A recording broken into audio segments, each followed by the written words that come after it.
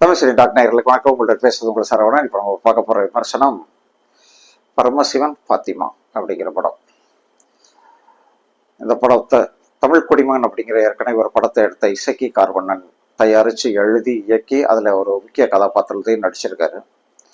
இந்த படம் முழுக்க முழுக்க திண்டுக்கல் பக்கத்தில் இருக்கிற சிறுமலை பகுதியில் தான் படம் வைக்கியிருக்காங்க. அந்த பகுதியை தான் குறி வச்சு கதைக்களம் அதுதான். அந்த இடத்துல சுப்பிரமணியபுரம்னு ஒரு ஊர், யோகோபுரம்னு ஒரு ஊர், சுல்தான்புரம்னு ஒரு ஊர், மற்ற 3 ஊர் இருக்கு. சுப்பிரமணியபுரம் வந்து பழமையான ஒரு ஊர், அதாவது வெள்ளைக்காரர்கள் காலத்திலேயே இருந்த ஊர்.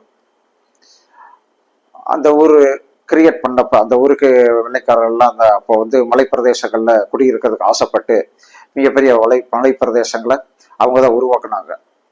அதை உருவாக்கும் போது சிறுமலை பகுதியிலையும் வந்து சுப்பிரமணியபுரத்தை உருவாக்கியிருக்காங்க. அங்கே அவங்களுடைய உதவிக்காக, அவங்களுடைய ஸ்டேட்டில் வேலை பார்க்கறதுக்காக ஆட்கள் எல்லாம் வந்து அந்த குடியிருப்பில் தங்க ஆரம்பிச்சாங்க. ஆனால் அவங்க எல்லாருமே அப்போ இந்துக்கள் தான். அப்போ அந்த கிறிஸ்டியன்ஸு அந்த ஊருக்கு வந்து தொண்டூழியம் பண்ணுறதுக்காக வந்தாங்க. வந்தவங்க ஃபஸ்ட்டு ஒரு ஸ்கூல் கட்டினாங்க. அந்த ஸ்கூலில் வேலைக்கு செய்கிறதுக்கு ஆளுக்கு தேடினாங்க. ஸ்கூலில் உங்கள் பிள்ளைகளை படிக்க வைங்க அப்படி சொல்லி அவங்க தான் ஆரம்பித்தாங்க. ஆனால் அப்போ வந்து அவங்க நைஸாக பேசி கிறிஸ்துவ மதத்துக்கு மாறுங்க அப்படி சொல்லி கேட்டிருக்காங்க. சில பேர் கிறிஸ்துவ மதத்துக்கு மாறிட்டாங்க. மாறின கிறிஸ்தவர்கள் எல்லாமே அந்த யோகாபுரத்துக்கு வந்து குடி வந்துட்டாங்க.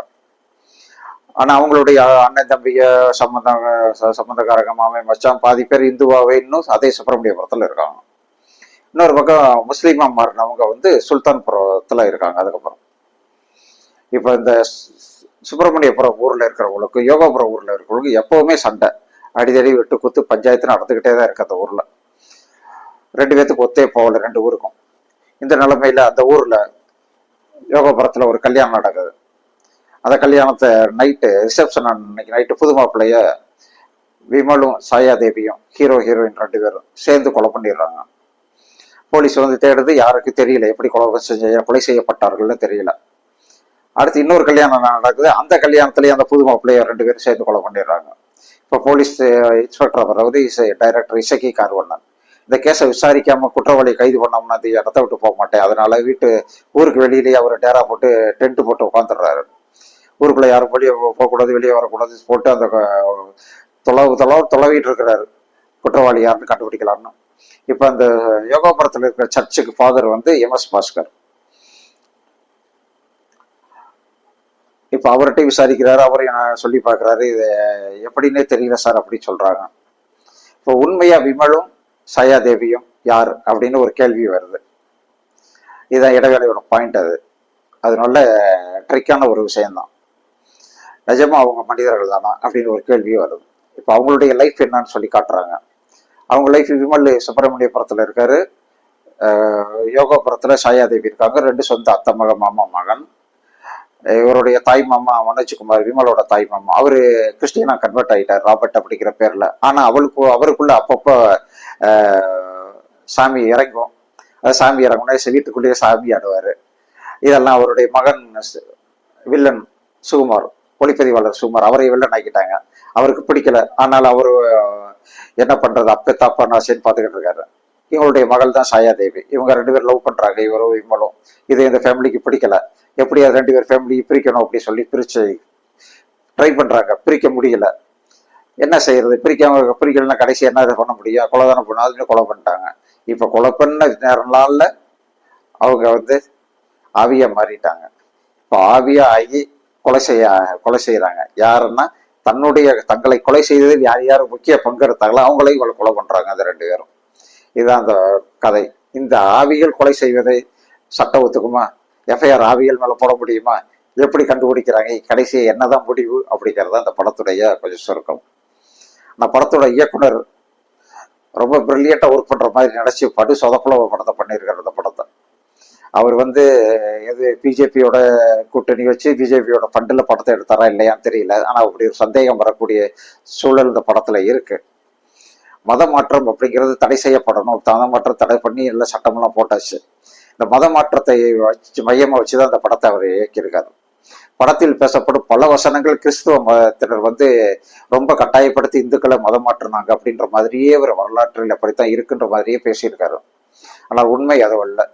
அவங்க கிறிஸ்டின ஸ்கூல் கட்டினாங்க, விருப்பம் உள்ளவங்க சர்ச்சுக்கு போனாங்க, வாங்க தாராளமா எங்களோட சேர்ந்துக்குங்கன்னாங்க. விருப்பம் உள்ளவங்க போனாங்க. விருப்பம் உள்ள ஏன் அவங்க போனாங்கன்றதை யாரும் கேட்க முடியாது. தனி மனித உரிமை. யார் வேண்டுமானாலும் மதம் மாறிக்கலாம். இப்ப இந்த மதத்துல எனக்கு விருப்பம் இல்லை, இன்னொரு மதத்துக்கு போறேன்னு சொன்னா தாராளமா போய்க்கலாம். கட்டாய மத மாற்றம் தான் கூடாது. ஆனா தானாக விரும்பி மத மாற்றம் செய்ததை எவனும் தடுக்க முடியாது. எந்த அரசியலமைப்பு சட்டமும் தடுக்க முடியாது, எந்த கோர்ட்டும் தடுக்க முடியாது. அப்படி அவங்க பிரிஞ்சு இருந்தாங்க. ஆனா அவங்க நல்லா வாழ்ந்தாங்க, நல்லா அவங்கள படிக்க வச்சாங்க. அவங்க குடும்பம் அடுத்த 6 தலைமுறை இன்னைக்கு நல்லா இருக்காங்க. எல்லாரும் நல்லா தான் இருக்காங்க. அதனால அவங்க மத மாற்றம் என்பது யாரையும் கழுத்துல கத்திய வச்சு மதம் மாற்றம் படல. அது வடநாட்டுல நடந்திருக்கலாம், அது ராஜாக்கள் காலத்துல முகலாயர்கள் காலத்துல நடந்திருக்கலாம். அதுவும் கொஞ்சம் தான், கொஞ்சம் சில பேர். ஆனா அதுக்கப்புறம் சில பேர் அதெல்லாம் வேண்டாம் அப்படி சொல்லிட்டு, ஏன்னா இந்துக்களாக இருந்து முஸ்லீம்களாக மாறினாலோ அது கிறிஸ்டியனால் மாறினாலோ அதனுடைய பழக்க வழக்கத்தை கடைபிடிக்கிறது ரொம்ப ரொம்ப கஷ்டம். அது இயல்பாவே ஜீன்ல அதை இந்துக்களா இருக்கிறவங்களுக்கு கண்டிப்பா இருக்கும். அதே மாதிரி கிறிஸ்டினா இருந்து இந்த வந்தவங்களுக்கும் சட்டுன்னு இதை புலப்படாது, சட்டுன்னு அதுல ஏத்துக்க முடியாது. அதனால இந்த மாதிரி பிரச்சனைகள் மனித உணர்வுகள் சம்பந்தப்பட்ட பிரச்சனை, இதையெல்லாம் நம்ம கேள்வி கேட்க முடியாது. ஆனா இயக்குனர் ரொம்ப குத்தி குத்தி காட்டி கடைசியா கிறிஸ்தவர்களாலதான் இதை மத மாற்றம் நடந்துச்சு அப்படின்னு சொல்லி எடுத்திருக்க. இந்த மத மாற்றம் எதற்காக இந்த படத்துல கொண்டு வந்தாருன்னு தெரியல. தேவையில்லாத, இந்த நேரத்துல தேவையில்லாத வேலை. ஏற்கனவே இந்து முஸ்லீம் கிறிஸ்டினா எல்லாரும் அடிச்சுக்கங்கடா அப்படி சொல்லி அரசியல் வியாதிகள் பின்னாடி இருந்து ஏற்றி விட்டுக்கிட்டு இருக்காங்க.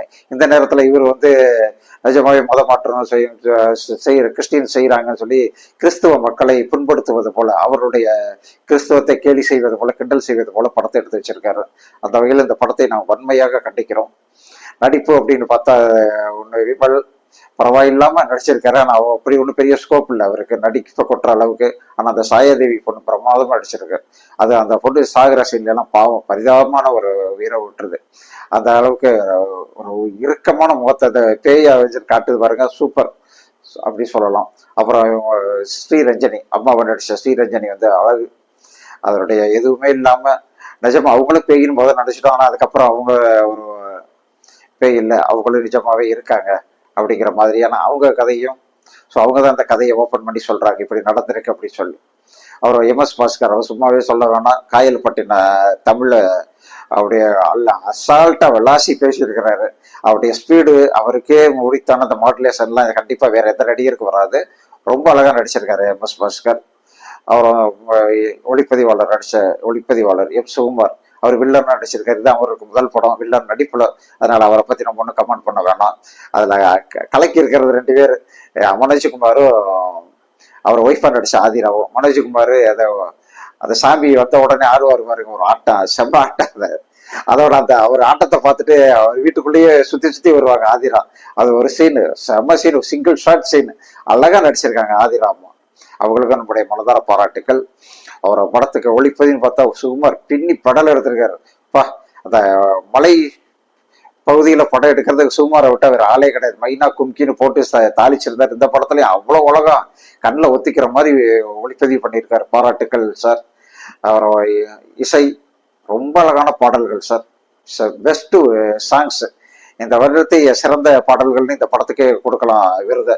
அவ்வளவு அழகான சாங். நாமல்லின்னு ஒரு பாட்டு இருக்கு பாருங்க, பிரமாதமா அதை பாடிருக்காங்க. அது அழகா ஷூட் பண்ணியிருக்காங்க. அது சின்ன இடத்துல இந்த மலை பிரதேசத்துல எப்படி இதெல்லாம் ஷூட் பண்ணாங்கன்னு தெரியல. அது ராத்திரியிலலாம் ரொம்ப அழகா, ரொம்ப கஷ்டப்பட்டு இந்த படத்தை எடுத்திருக்கிறது நல்லா தெளிவா தெரியுது.